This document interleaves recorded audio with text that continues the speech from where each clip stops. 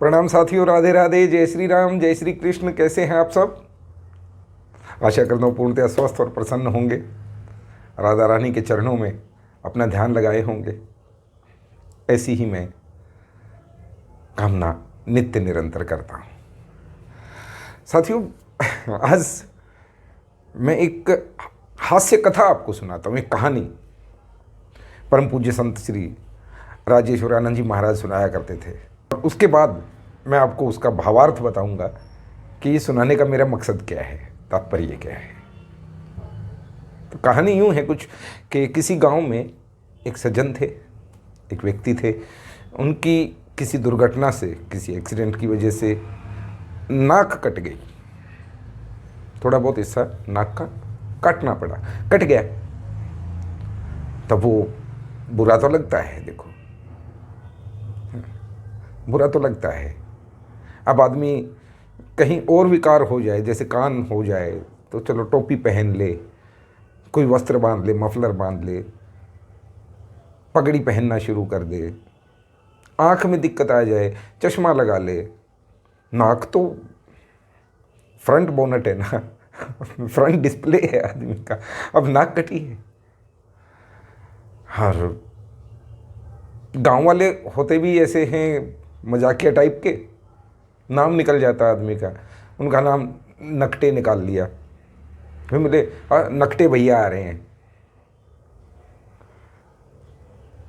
नकटे चाचा आ रहे हैं, नकटे ताऊ जी आ रहे हैं। कोई राम राम भी करे, नकटे चाचा राम राम। तो वो बहुत उनको बुरा लगता, यार ये तो अपमान है, नाक कट गई है। सब नकटे नकटे कहने लगे। अब क्या करें? तो उसने युक्ति सोची। काफ़ी सोच विचार करने के बाद उसने देखा कि साधु का कोई अपमान नहीं करता, बाबा का कोई अपमान नहीं करता, साधु बन जाते हैं। बाबा जी बन गए। अब जो खुराफाती लोग हैं वो तो सब जगह मौजूद होते हैं। अब उनका नाम निकल गया, वो जहाँ भी जाएं कथा करें, वो लोगों को ज्ञान बांटें।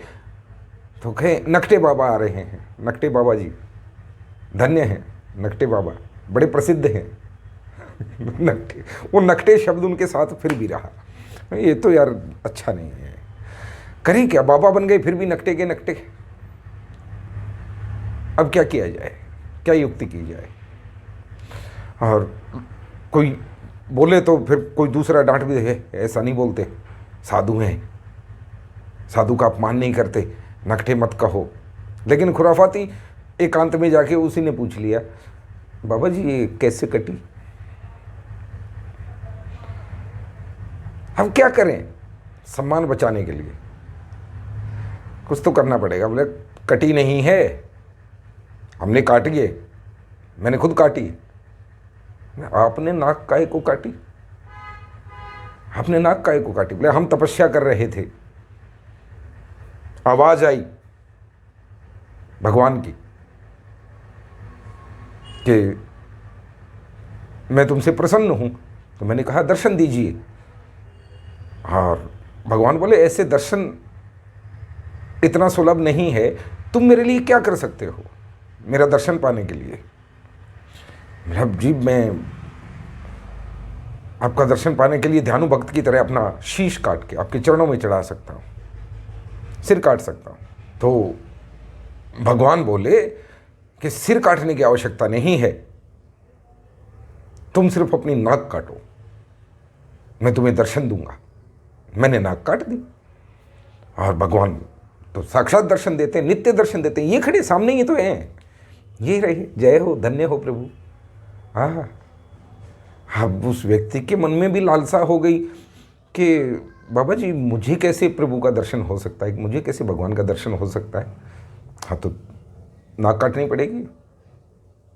बोला काट दो। अरे जाने दो ना, काहे को नाक कटवाते हो? नहीं, भगवान के दर्शन तो होंगे ना, जीवन सफल हो जाएगा। आप काट दो, मुझे दीक्षा दे दो। उसकी भी नाक काट दी। अब एक की बजाय दो हो गए। क्या अब अकेले को तो कोई नहीं कहेगा, परेशानी नहीं होगी। दर्शन कहाँ होने थे। तो उसने कहा, शिकायत की, गुरुजी आपने मेरी नाक काटी फिर भी भगवान के दर्शन तो नहीं हुए। बोला नाक काटने से दर्शन थोड़ा होते हैं। फिर आप क्यों काटी? अकेले परेशान थे, अब 2 हो गए हैं, चलो मेरे साथ। अब वो भी चिल्लाए, हाँ हाँ हाँ भगवान के दर्शन होते हैं साक्षात सामने। हमारे साथ तो क्रीड़ाएं करते हैं, खेलते हैं। अरे और भी इकट्ठा हो गए, और भी इकट्ठा हो गए। नाक काटने से भगवान मिलते हैं। वो 2 के 200 हो गए, 200 के 400 हो गए, हजारों हो गए। प्रचार में इतनी शक्ति है, हजारों हो गए। हजारों नकटे घूमते हैं, भगवान के दर्शन होते हैं। हमें तो भगवान के दर्शन, नाक काट के ऐसी दीक्षा मिलती है, प्रभु साक्षात दर्शन देते हैं, क्रीड़ा करते हैं हमारे साथ, लीला करते हैं। वाह वाह। सच तो यही है ना, जो कुछ हो रहा है आपके सराउंडिंग में, आपके आसपास, देखिए क्या हो रहा है। नकटों की भीड़ है, नकटों से बचिए। नकटों की भीड़ है, और नकटों की भीड़ ने आपको कुछ नहीं देना। भीड़ के साथ एक शब्द और आता है, भाड़। भीड़ अक्सर भाड़ में ही ले जाती है। आप देखते हैं टीवी में, न्यूज़ में, जो पुज रहे हैं वो कारागार की हवा भी खा रहे हैं। सच्चाई जब लोगों के सामने आई कि अरे ये तो नाक काटी नहीं थी, ये तो नकटे हैं। नकटों से सावधान, ये मेरी प्रार्थना है आपसे। और एक कविता छोटी सी सुनाते थे कि एक दिन नहीं जिए जो इंसान की तरह, एक दिन नहीं जिए जो इंसान की तरह, वो पुज रहे हैं आजकल भगवान की तरह। मेहरबानी मीडिया की, रुपयों की वजह से, मेहरबानी मीडिया की, रुपयों की वजह से दुनिया पे छा गए हैं तूफान की तरह। फूलों की तरह खिलते, मिलते कहाँ हैं संत। टीवी जरा खोलिए दुकान की तरह। टीवी के खुलते ही दुकान की तरह, इतने सारे, क्या मेकअप उनका अलग अलग, क्या स्टाइल। हर हम उनके अनुयायी हो जाते हैं, पिछलग्गू हो जाते हैं। फूलों की तरह खिलते, मिलते कहाँ हैं संत। टीवी के खुलते खुलते दुकान की तरह संदेश देते हैं औरों को शांति का, आपस में लड़ रहे हैं पहलवान की तरह। और बेचकर, सौंप कर ईमान अपना धनियों के हाथ में, साधु भी बिक रहे हैं सामान की तरह। साधु भी बिक रहे हैं सामान की तरह। तो इन प्रपंचियों से जरा बच जाएं, अपने काम में ध्यान लगाएं, भगवान नाम में ध्यान लगाएं। जितना अधिकार औरों का है उतना ही अधिकार प्रभु पे आपका भी है। आप भी उतना ही उसका अंश हैं।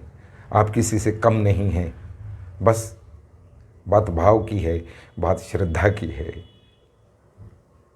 मेरी बात आपको यदि बुरी लगे मैं क्षमा चाहता हूँ, और यदि अच्छी लगे तो मैं आपकी तरफ से थोड़ा सपोर्ट, एक कमेंट चाहता हूँ। राधे राधे लिखकर मुझे सपोर्ट करें। राधे राधे।